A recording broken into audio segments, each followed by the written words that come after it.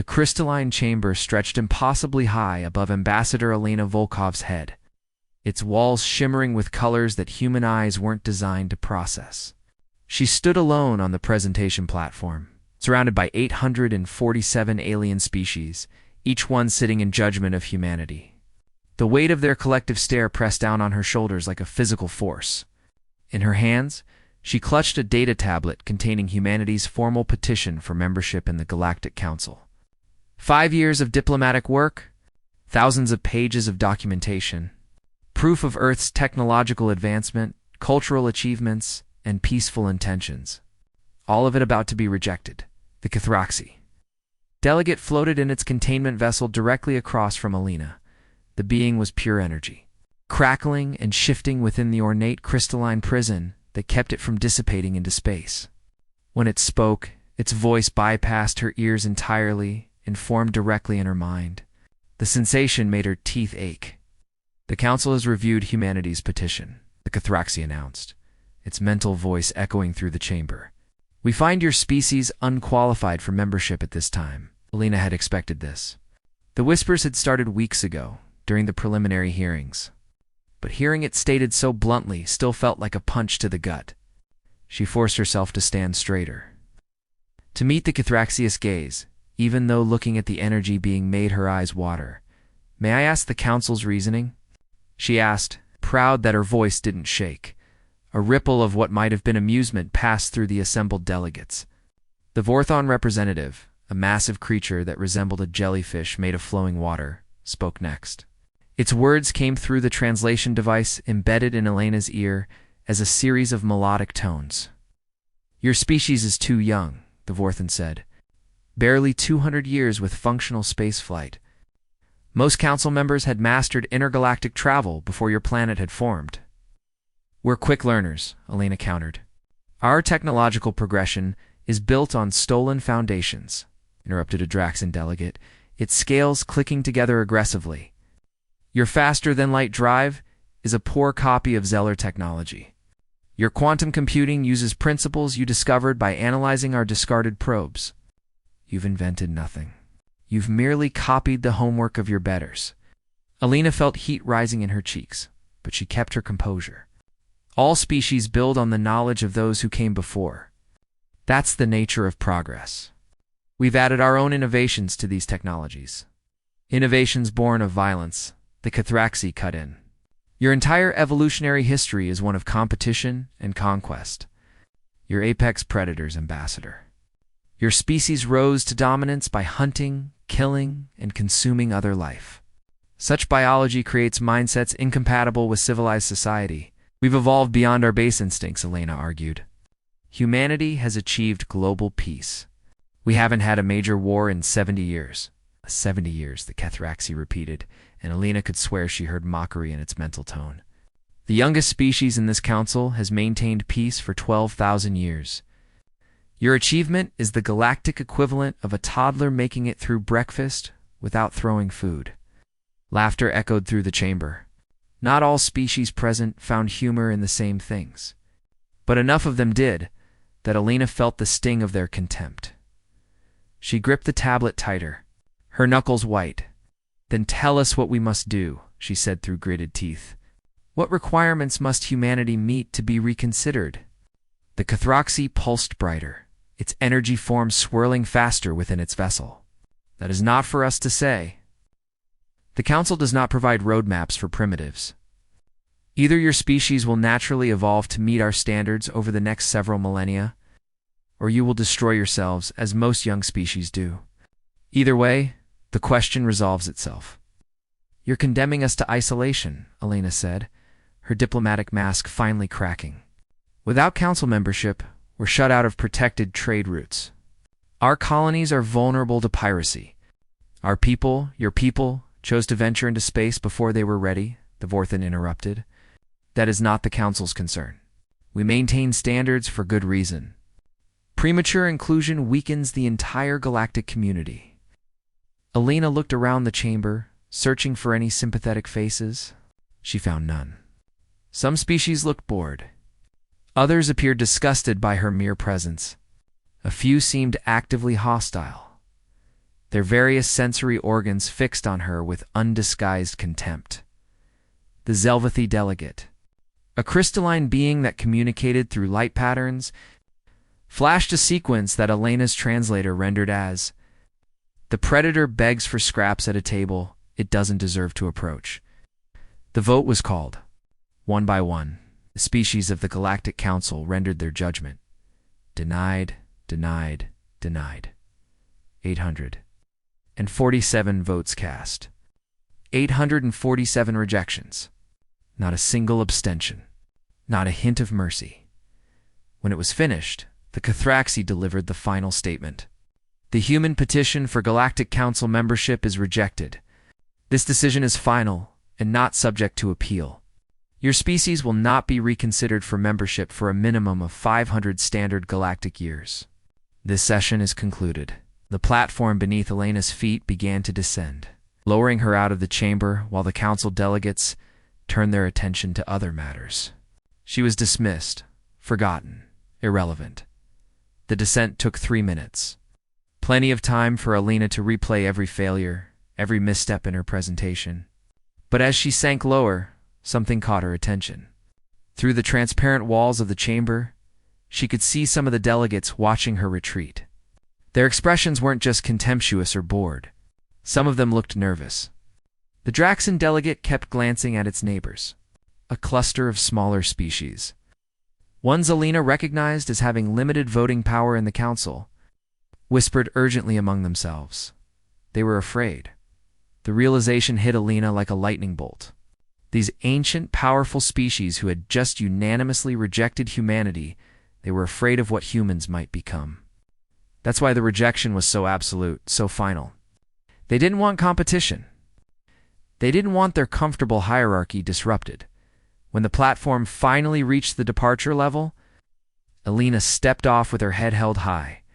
A human security detail waited for her. Their faces carefully neutral, despite the humiliation their ambassador had just endured. "Ma'am?" Her aide, David Martinez, asked quietly. "Are you all right?" Elena looked at the data tablet in her hands, at the petition that had been so thoroughly rejected, and a smile slowly spread across her face.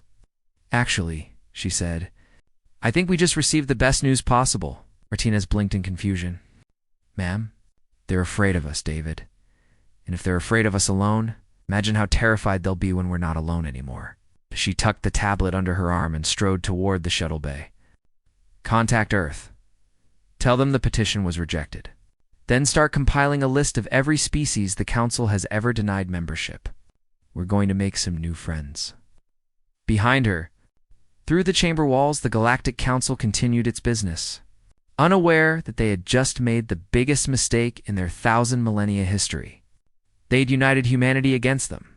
Worse, they had given humanity a purpose. The outcasts were about to build something better. The moon had no name. It existed in neutral space between Council territory and the lawless Outer Rim. Too small to be worth mining, and too far from any major trade route to matter, which made it perfect for what Elena Volkov had in mind. 6 months had passed since humanity's rejection. 6 months of secret communications, back-channel negotiations, and careful recruitment. Now, Elena stood on the barren surface of that nameless moon, watching ships descend from orbit. Each one represented a species that the Galactic Council had cast aside. The first to land were the Drawl. Their mining vessels were ugly. Functional things, all exposed engines and reinforced hulls designed for brutal efficiency rather than elegance. The Drawl themselves emerged in environment suits that hissed with pressure compensation, their rocky, crystalline bodies clicking as they moved. Their leader, a being called Thrakmar, approached Elena with heavy, deliberate steps. "Human ambassador." Thrakmar's voice rumbled through his suit's external speakers. "You promised us something worth leaving our asteroid colonies. I hope you haven't wasted our time." Elena gestured to the empty expanse around them. "I promised you a chance to build something the Council can't ignore. Look around, Thrakmar. What do you see?" "Worthless rock and vacuum." "I see possibility," Elena replied. "The Council rejected the Drawl because they said your species was too focused on resource extraction. It's too primitive in your thinking. But I've seen your mining operations. The precision, the efficiency, the way you can carve out entire asteroid habitats in weeks. That's not primitive. That's exactly what we need. More ships landed.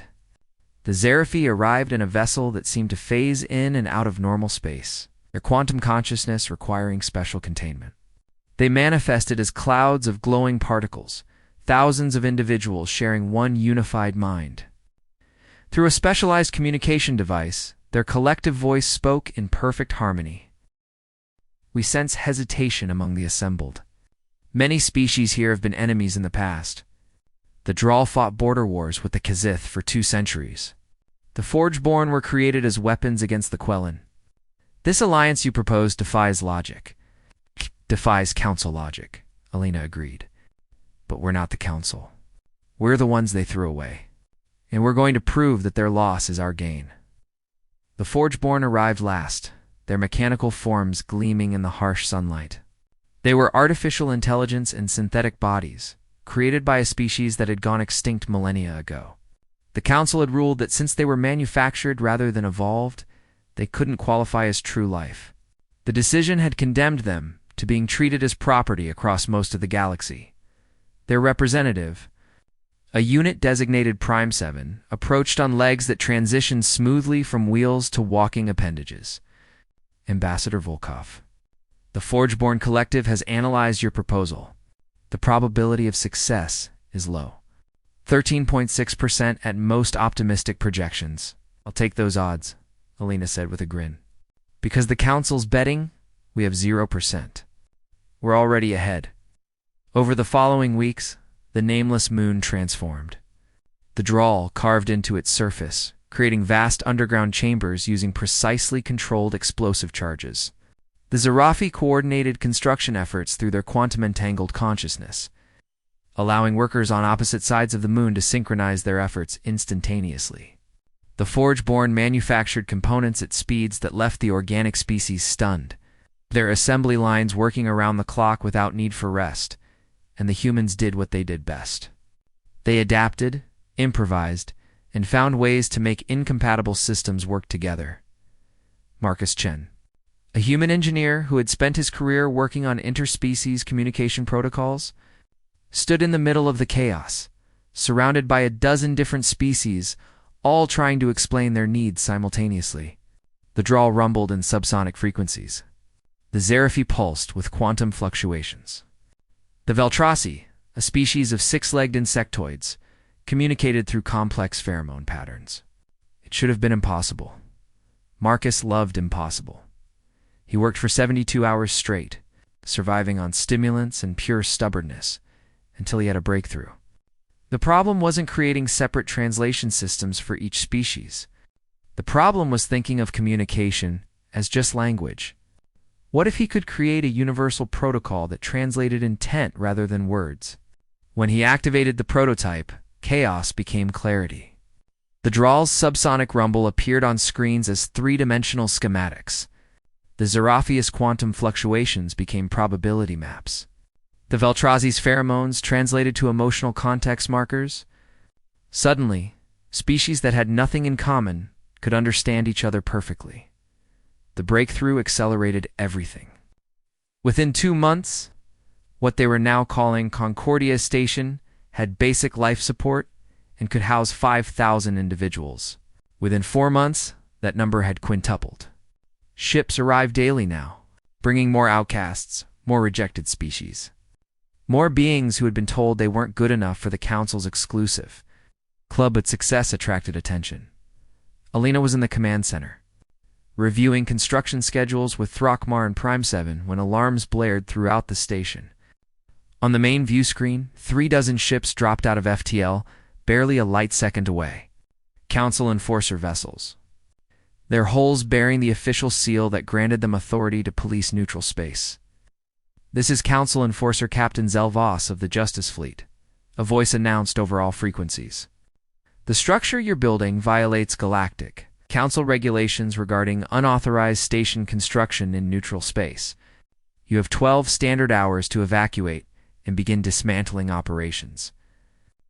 Failure to comply will result in your classification as pirates and treatment accordingly.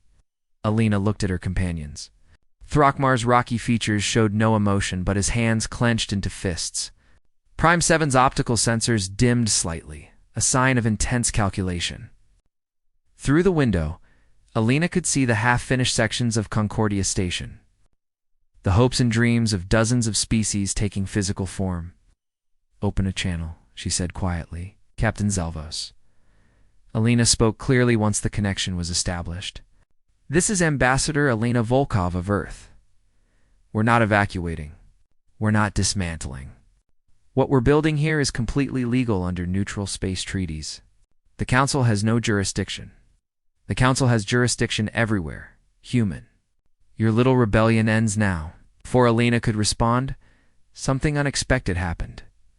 The Seraphi, who had been quietly observing the exchange, suddenly transmitted on all channels. Their quantum consciousness interfaced directly with every computer system in range, including those on the Council enforcer ships. Data flooded the communication networks. Navigational maps, coordinates, jump routes that had been carefully hidden for generations. The Seraphi were revealing their most precious secrets, hidden pathways through space that could cut travel time by months or even years. Routes that bypassed every Council checkpoint and toll station. "This is what we offer," the Seraphi's collective voice announced. "Knowledge freely shared. Resources pooled for common benefit. Safety for those the Council abandoned. We are not pirates. We are pioneers. And we invite all who hear this message to join us." The transmission went out across the galaxy, too widespread to be blocked or contained. On the Council enforcer ships, Alina could imagine the captains conferring with their superiors, trying to decide if attacking was worth the political consequences. After an hour, the enforcer fleet withdrew. Not because they couldn't destroy Concordia Station, but because the entire galaxy was watching. And more ships were already jumping into the area. Not to attack, but to join. 3 more rejected species arrived within days. Then 5 more. Then a dozen. The outcasts were finding each other, and they were building something the Council had never imagined possible. They were building hope. Alina stood at the observation window, watching freighters and passenger ships dock at the constantly expanding station. Beside her, Marcus Chen sipped coffee from a steel mug, his eyes red from exhaustion, but bright with excitement. "Think they'll try to stop us again?" he asked. Alina smiled. "Absolutely. But next time, we'll be ready." In the distance, more ships emerged from FTL, their transponders identifying them as Kazeth colony vessels. Another species the Council had marginalized. Another group of outcasts finding their way home.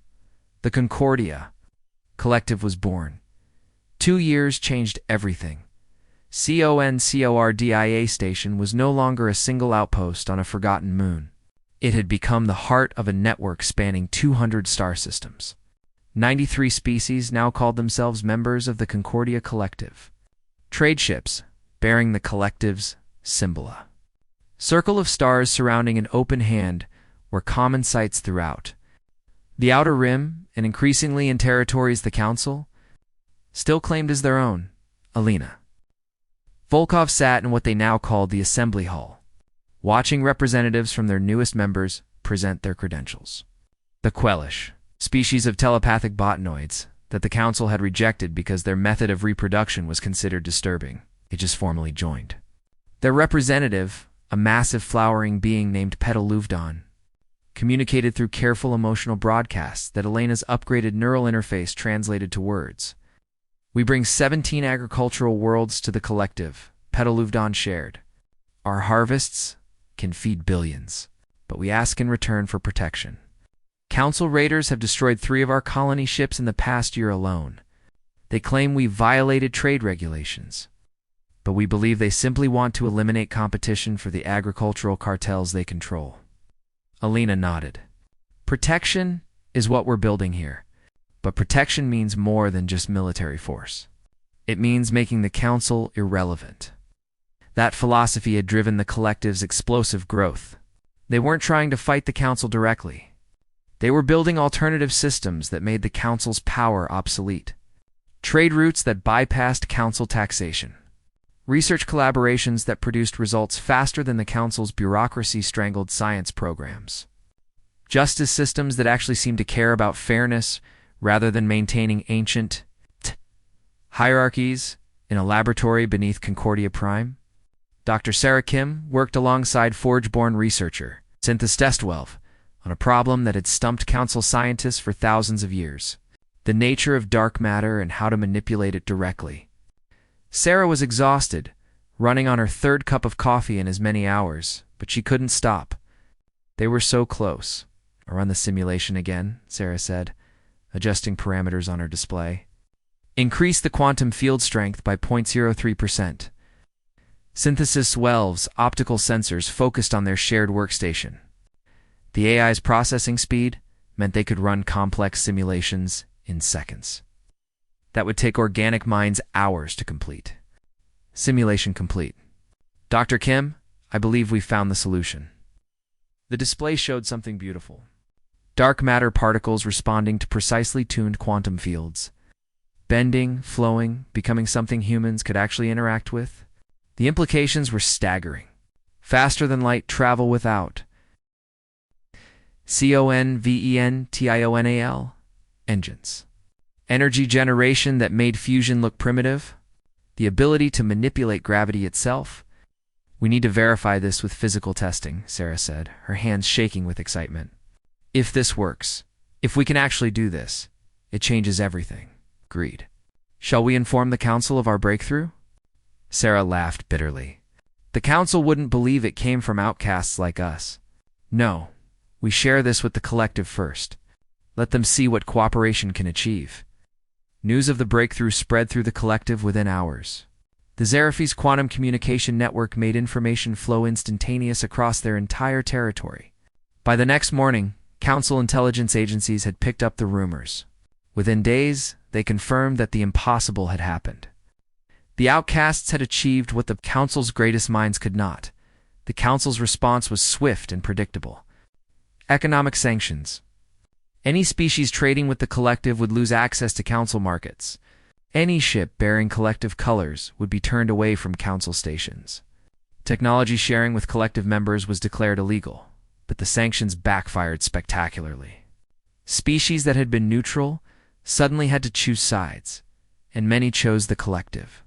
Why trade with the council when the collective offered better prices and fewer regulations? Why follow council laws when they seem designed only to maintain the power of ancient species? Trade flourished in collective space. The Drawl mining operations supplied raw materials to Forge-born manufacturing facilities. Quellish agricultural worlds fed growing populations. Xeraphi quantum networks coordinated logistics across light years, and human ingenuity found ways to make all the pieces fit together. But the council wasn't finished. If economics wouldn't work, they would try covert methods. Alina was reviewing expansion proposals when Throckmar burst into her office, his crystalline body showing stress fractures that leaked pale light. "Ambassador, we have a situation. The colony ship Bright Future never arrived at its destination. 3,000 Drawl civilians, just gone." Alina felt ice form in her stomach. Pirates. The route was supposed to be safe. Council enforced space, but no distress signal, no debris, nothing. It's like the ship never existed. Over the following weeks, more disappearances. A Xeraphi research station went dark. A Forge-born convoy vanished between jumps. A human freighter carrying medical supplies to an outer colony simply stopped responding to hails. Every incident occurred in or near council territory. Every investigation hit walls of bureaucratic obstruction. Marcus Chen, the collective's chief of security, presented evidence to Alina and the assembly. The pattern is clear. These aren't random attacks. Someone's targeting collective ships specifically. And based on the precision of the attacks, I'd say we're dealing with council special operations. Can we prove it? Alina asked. Not yet, but we're working on it. The proof came from an unexpected source. A Kythraxi energy being named Luminance Thruvoid appeared at Concordia Prime, contained in a small emergency vessel. The being pulsed weakly, barely stable, Through translators, its message was desperate. I defect from the Council. I bring evidence of crimes. But I am dying. My vessel is failing. Forgeborn worked for 6 hours to construct a new containment vessel suitable for Kythraxi physiology. When Luminance through Void stabilized, they shared everything. The Council's covert operations program, orders signed by senior delegates authorizing the sabotage of collective vessels, plans for more aggressive actions, including the complete destruction of Concordia Station. They fear you, Luminance through Void explained, its mental voice weak but clear. You show that the Council's way is not the only way. You prove that cooperation between species doesn't require thousand-year-old hierarchies and arbitrary rules. Every day you exist, you make them look foolish. So they've decided you must be eliminated. Alina looked at the evidence displayed across multiple screens.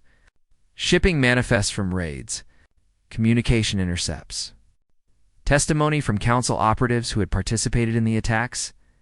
It was damning, conclusive, and absolutely useless. The Council controlled most major communication networks. They could suppress this information, discredit it, claim it was fabricated, unless the collective made it impossible to ignore. Marcus, Elena said quietly. How many ships do we have that are ready for combat? We're not a military force. Elena, we have maybe 36 vessels that could hold their own in a fight. Dot button. And most of those are converted mining or cargo ships. If the Council sends their actual military, we'll be destroyed. I'm not asking if we can win a war. I'm asking if we can make them think twice about starting one. Marcus smiled grimly.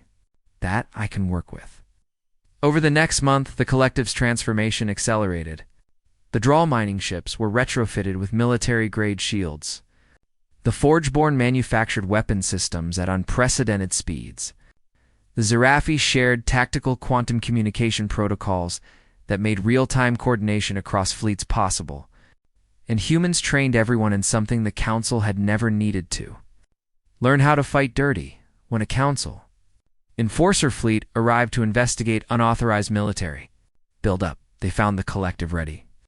Not eager for battle, but absolutely prepared to defend themselves. The standoff lasted 3 days before the Council ships withdrew. Elena broadcast a message across every channel in the galaxy. The Concordia Collective will not be intimidated. We will not be scattered. We will not disappear quietly. We are here to stay. And we invite any species, any individual who values freedom over hierarchy, cooperation over domination, to join us. The Council claims to represent galactic civilization. We say civilization is not a club with exclusive membership. It's something we build together. By the next morning, 17 more species had applied for collective membership. By the end of the week, that number had tripled. And in the shadows of Council space, other energy beings watched. Luminance through Void's defection and began to wonder if they had chosen the wrong side. The Council's patience, finally, snapped on a cold morning 3 years after humanity's rejection. Captain Sarah Wu stood on the bridge of the Audacity, a human destroyer that had been built specifically for this moment. The ship represented everything the collective had learned about combining different species' technologies. Drawl armor plating that could withstand impacts that would vaporize conventional ships. Forgeborn weapon systems that calculated firing solutions faster than organic minds could process. Zerafi quantum sensors that could detect enemy vessels across entire star systems. And human design philosophy that prioritized flexibility and adaptability over raw power. Captain, her sensor officer called out, multiple FTL signatures. Big ones. Counting 73, no, 86 vessels emerging from jump. Sarah felt her stomach drop. Classification. Council Battle Fleet. We're seeing Vorlex dreadnoughts, Khazari cruisers, Draxan assault carriers. This is the real deal, Captain. This is their first-line military. Through the view screen, the Council fleet appeared like a swarm of angry hornets. Each ship was massive, covered in weapons that had been refined over millennia of warfare. They outnumbered the Collective's defensive force 3-1, outgunned them by even more. Admiral Throckmar's voice rumbled over the communication network from his flagship. All collective vessels maintain defensive formation. Do not fire unless fired upon. We're broadcasting everything, remember? The galaxy is watching. That was the key to their strategy. Sarah's communications officer was transmitting every sensor reading, every communication, every moment of what was about to happen across every frequency they could access. The Council had controlled the narrative for millennia. Today, the outcasts were taking that power away. This is Council Grand Admiral Velrose to all vessels in the Concordia system, an imperious voice announced. You are in violation of Galactic Council Resolution 773, which prohibits the formation of unauthorized military forces. Your fleet is declared illegal. Surrender immediately or be destroyed. Alina Volkov's voice came from Concordia Prime, steady despite the fear Sarah knew she must be feeling. This is Ambassador Alina Volkov. The Concordia Collective is not a military force. We're a mutual defense pact between sovereign species. We've broken no laws.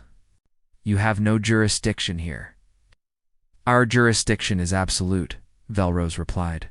You have 1 hour to surrender. After that, we will consider you enemy combatants. The hour passed in tense silence. Sarah watched her crew work. Young people from a dozen different species who had volunteered to defend something they believed in. Her weapons officer was a Forgeborn named Quickstrike.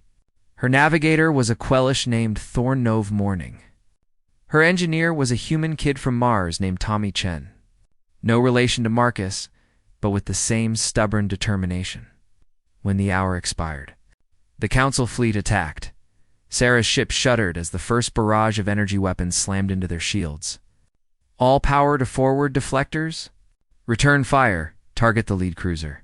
The Audacity spun, its weapons tracking faster than the Council ships expected. Forgeborn targeting systems didn't need time to calculate.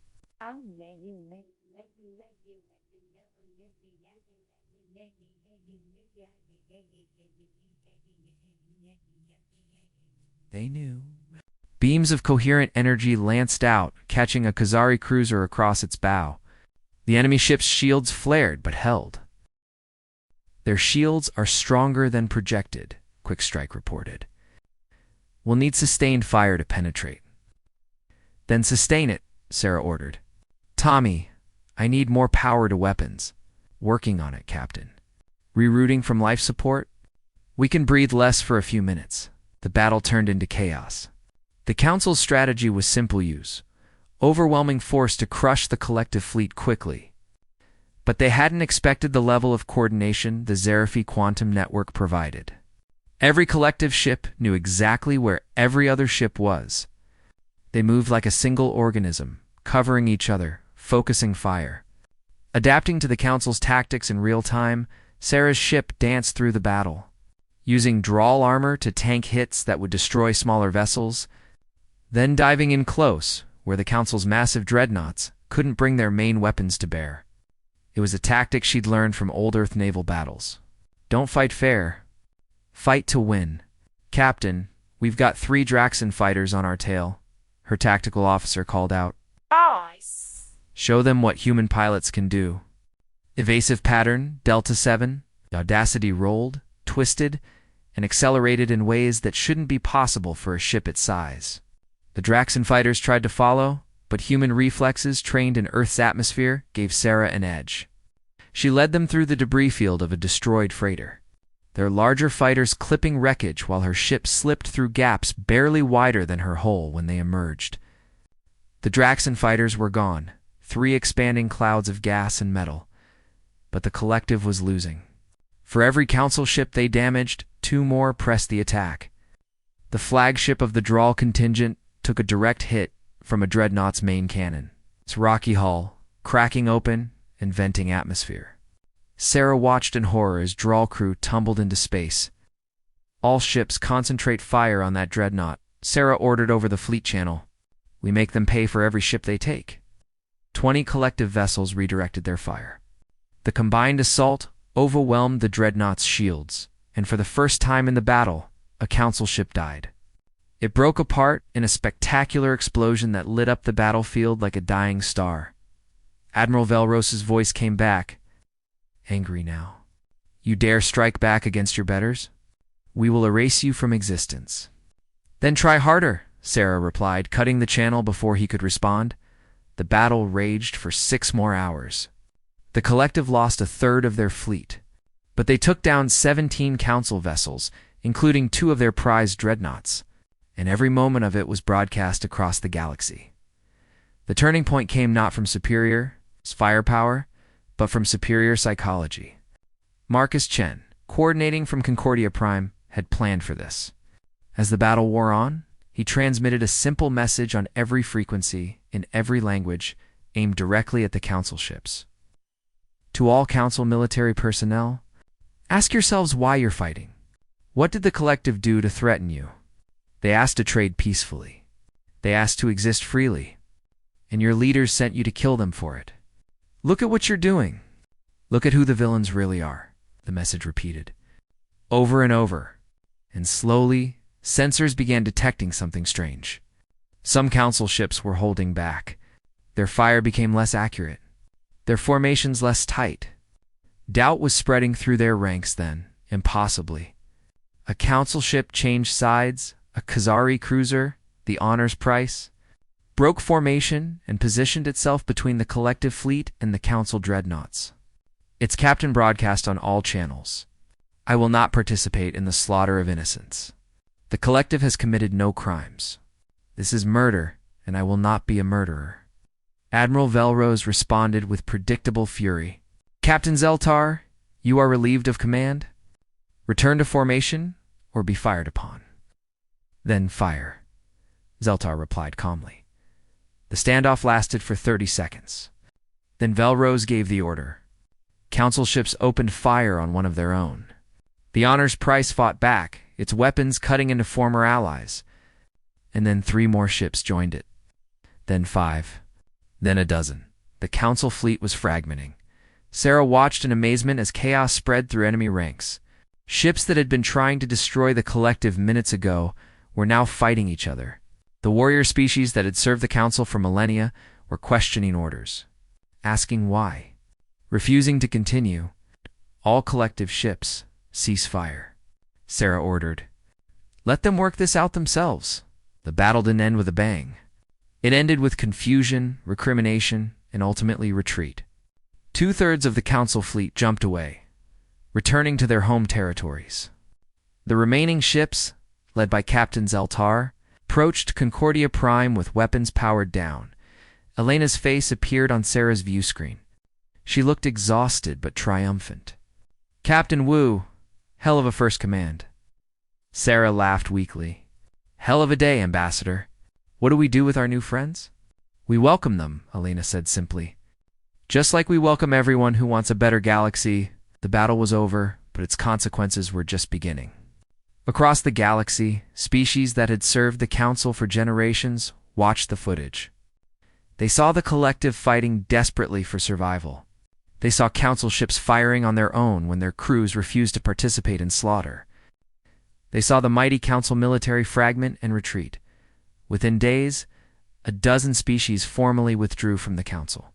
Within weeks, that number tripled. The Council's grip on the galaxy was breaking. Everyone knew it. In the ruins of the battlefield, Sarah walked through her damaged ship, checking on her crew. They'd lost 8 people. 8 beings who had believed in something better and paid the ultimate price. She would remember their names. She would make sure their sacrifice meant something. Captain Tommy Chen called from engineering. We've got the main drive back online. She'll fly again. Sarah nodded. Good. I have a feeling we'll need every ship we can get. This isn't over. Think the Council will try again? Sarah looked out at the stars through a viewport cracked by weapons fire. They have to. We prove they can be beaten. That's something they can never allow to stand. But somewhere in the depths of Council space, old species were having difficult conversations. Maybe the humans and their outcast friends weren't the problem. Maybe the problem was a system. It's built on exclusion and maintained by force. Maybe it was time for the SL itself to change. 5 years after humanity's rejection, Elena Volkov stood in the Grand Assembly of Concordia. Prime had barely recognized the galaxy she had helped create, The station had grown beyond anything she'd imagined that first day on a nameless moon. It stretched for hundreds of kilometers in every direction, a city in space housing 10 million beings from 347 different species.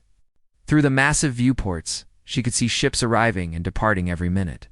Trade vessels, colony ships, exploration craft heading out to map new territories, all of them bearing the Concordia Collective's symbol. The assembly hall itself was a marvel of inclusive design.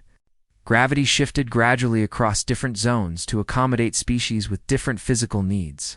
Atmosphere varied by section, separated by force fields that allowed visual contact while maintaining environmental integrity. Beings that lived underwater could participate alongside species that breathed methane. Energy beings in containment vessels debated with massive crystalline entities. And somehow, it all worked. The chair recognizes luminance through void. Director of Reconciliation, the Assembly's speaker announced.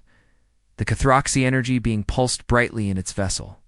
Its mental voice reaching everyone simultaneously. Thank you. I come before this assembly today with a proposal that many will find controversial. But I ask you to hear me out. Alina sat forward in her seat. Luminance Through Void had been the first council defector, one who had brought evidence of their crimes against the collective. In the years since, the Cathraxy had become one of the collective's most important leaders. Working to bridge gaps between species that had been enemies for centuries. If they were nervous about a proposal, it must be significant. The Galactic Council still exists, Luminance Through Void continued. Diminished? Yes. Reduced to perhaps a third of its former membership. But hundreds of species still look to the Council for leadership. Many of them are not our enemies. They're simply beings who fear change, who cling to familiar structures even when those structures have failed them. The Assembly stirred. Some species still carried deep grudges against the Council. The Drawl remembered centuries of exploitation. The Forgeborn had been denied personhood by Council decree. Trust wasn't going to come easily. What are you proposing? Asked Throckmar, his rocky features unreadable as always.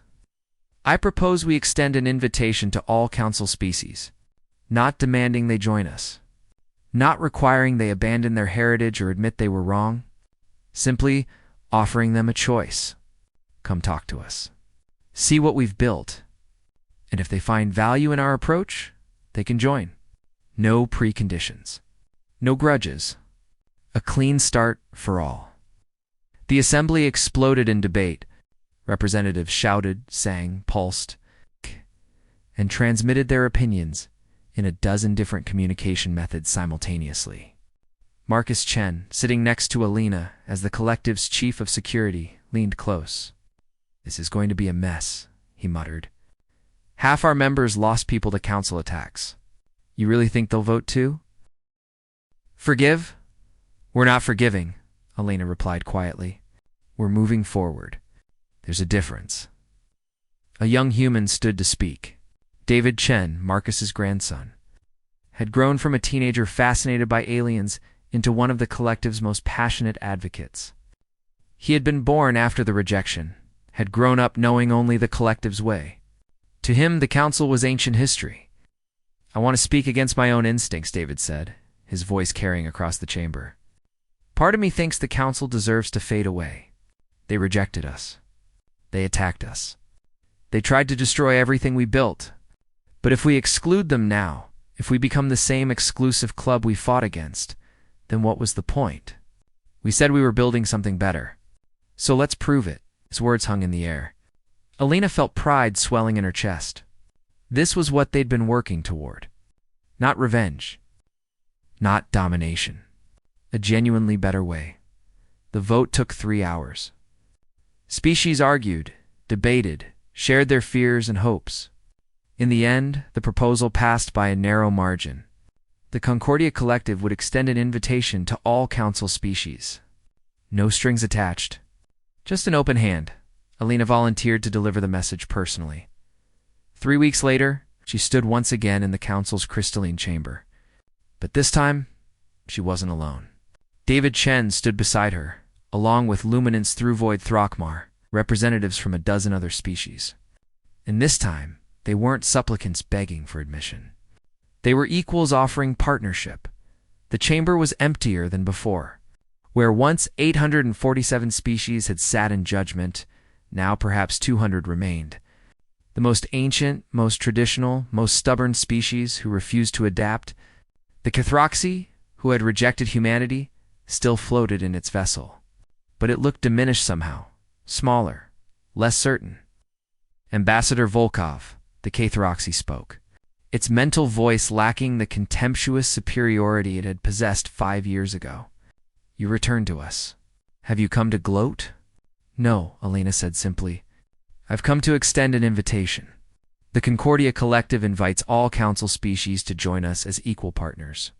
Bring your knowledge, your culture, your perspectives. The only requirement is respecting the autonomy and dignity of others. Silence filled the chamber. Then laughter. Harsh, bitter laughter from the assembled delegates. You offer us membership in your collection of outcasts, a Draxan delegate hissed. You, who were deemed unworthy? You dare suggest we lower ourselves to your level? We're not asking you to lower yourselves, David Chen spoke up, his young voice strong and clear. We're asking you to rise to ours. Look around this chamber. Look at how empty it is. Where are the Khazari, the Veltrasi, the Quellish? They're with us now, building something better. Your empire is crumbling, and you're too proud to admit it. Enough. The Cathraxius mental voice crackled with anger. The Council has stood for 100,000 years. We will stand for 100,000 more. We don't need you. Luminance through void pulsed softly. I used to believe that. I used to think the Council's age made it sacred. But age without growth is just stagnation. I left because I wanted to be part of something alive. Something that changes and adapts and welcomes new ideas. The offer stands. When you're ready to stop being monuments and start being participants, we'll be waiting. The delegation turned to leave. But Alina paused at the exit and looked back at the sparse chamber, at the species clinging desperately to their fading power.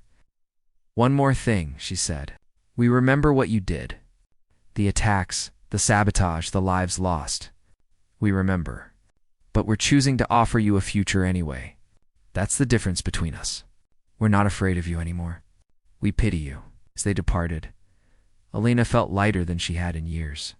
Behind them, the council delegates sat in stunned silence. Some were angry. Some were thoughtful. And a few were quietly considering whether pride was worth dying for. Over the following months, responses trickled in. The Vorthan delegation arrived at Concordia Prime, their water forms flowing with uncertainty. They spent a week observing, learning, asking questions. When they left, they carried an application for membership. The Draxan proud warrior species sent a single ship, then two, then a fleet. They didn't ask to join immediately. They wanted to understand. But their presence was a statement. The old ways were ending. Even some Cathroxy began to defect. Energy beings who had watched Luminance through Void's transformation and wanted the same for themselves. Each one was welcomed, questioned to ensure they weren't spies, then integrated into the collective's network. The Galactic Council didn't collapse overnight. It lingered, a shadow of its former self, maintained by species too stubborn or too afraid to change. But it no longer mattered. The real center of galactic civilization had shifted to Concordia Prime. 10 years after the rejection, Lena Volkov retired from active diplomacy. She was 73 years old, tired, and ready to let younger beings take the lead. Her retirement ceremony was attended by representatives from 500 species, many of whom owed their freedom to her stubbornness and vision. She stood on an observation deck, looking out at the galaxy she had helped reshape. Beside her, Marcus Chunau, elderly himself, sipped coffee from his ever-present mug. "Think we did good?" he asked. Elena smiled. "I think we did what we had to. The rest is up to them." Below them, in the assembly hall, David Chen was presenting a proposal to the collective. A peaceful first contact protocol for newly discovered species. Not immediately recruiting them, but ensuring they had all options available. Letting them choose their own paths, It's good, Marcus said, pride evident in his voice. Reminds me of someone. Yeah, Elena agreed. He reminds me of us, back when we thought we could change the galaxy. We did change it. Oh. We started the change. They'll finish it. A ship arrived at the docking port, its configuration unfamiliar. New species were still being discovered weekly, and each one faced a choice.